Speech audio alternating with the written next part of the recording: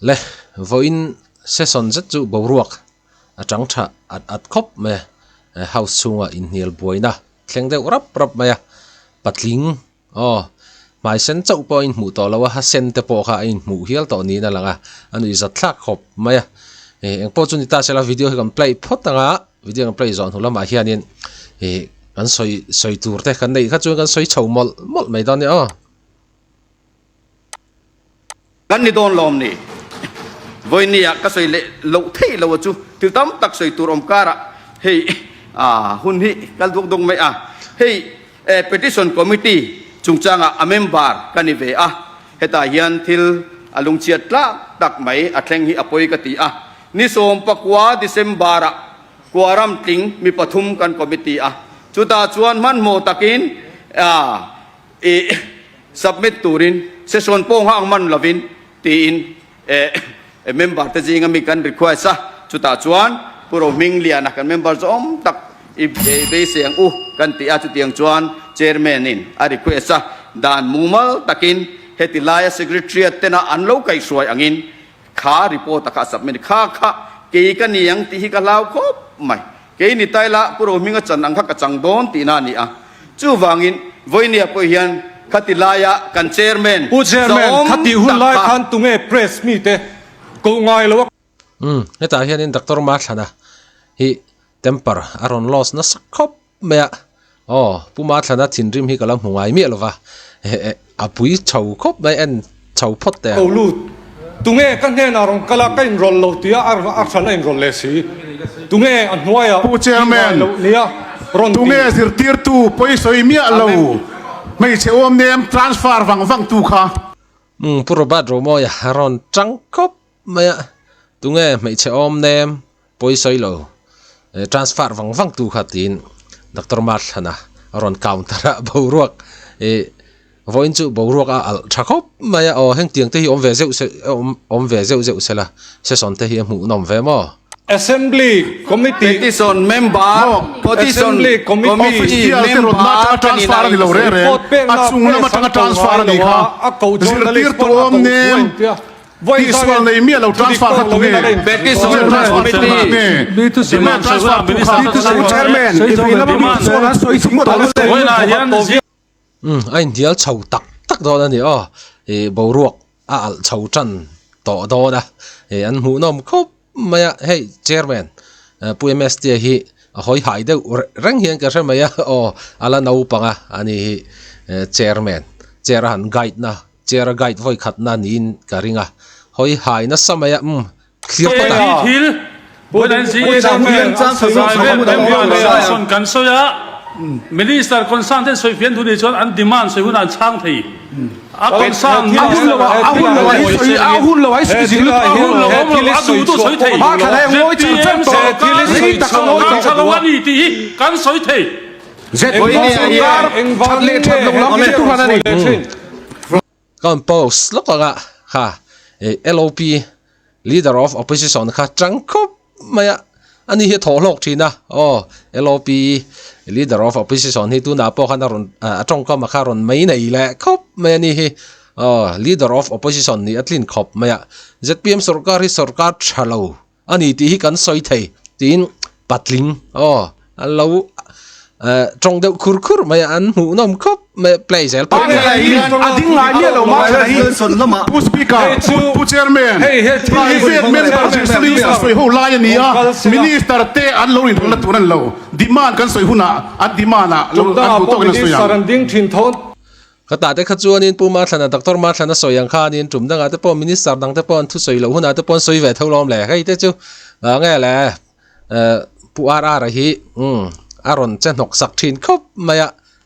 dekai ga puchena ron ding nei po kharon ding thri minister concern am soi ka tum lo sei fia zu zel tam sa khan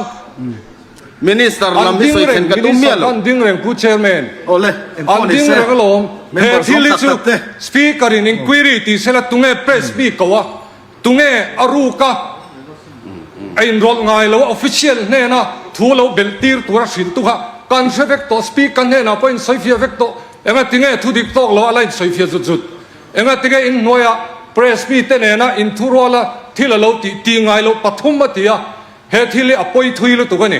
chu wang chon chan po chu lo speaker he inquiry ko sela call record on ve kang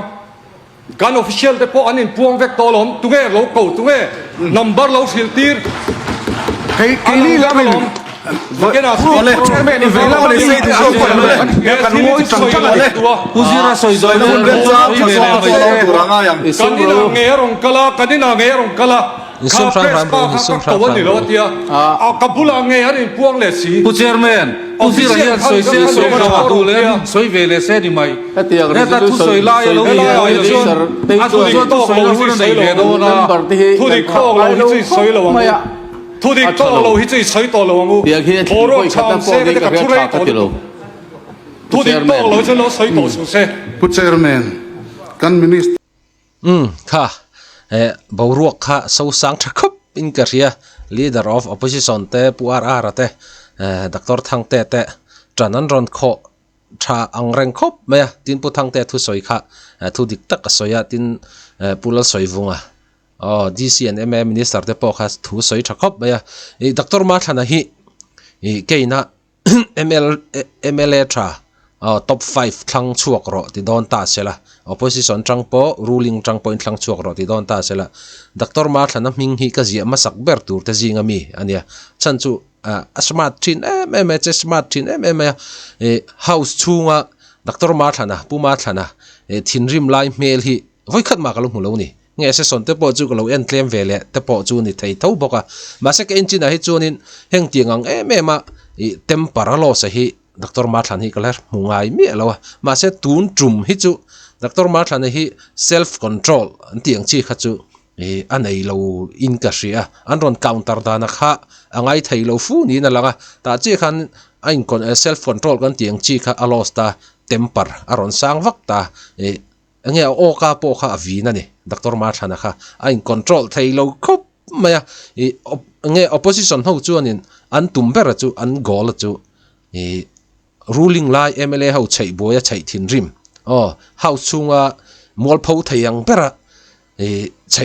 chei kha an tumber pakhat kha ne khami thaga che khan Dr. Ma thana in control thai mai kha temper loss lo kha poi khop maya ti chung khami chungchanga kha chuanin ke chu Dr. Ma thana lam hi ka tranga Dr. Ma thana lam hi ka trang thla ta tun trum session hi chu ZPM lam pang hi ka side deuh thlat thing ka ria ka lo lai lo deuh hlek ni pon mi hret thiam taula tun trum session hi chu ZPM lam pang ha ka side deuh thlata Dr. Ma thana te kan chief minister zom tak bill sang ni som ni paruk bill ange ilo mizo mai chena namdang nei chungchang bill te ka support ma tuna Dr. Ma thana anron counter na a reaction kha ke point tha ka ti puyat kata khana thu soi pakhat tha ka ti chu ka ai hnial buai loi loi ta inpu na thil kha thleng chau kha ni ta puma thlan he dik na du mi ni in ka ria he thili chu Dr. Ma thlan na athu soi chu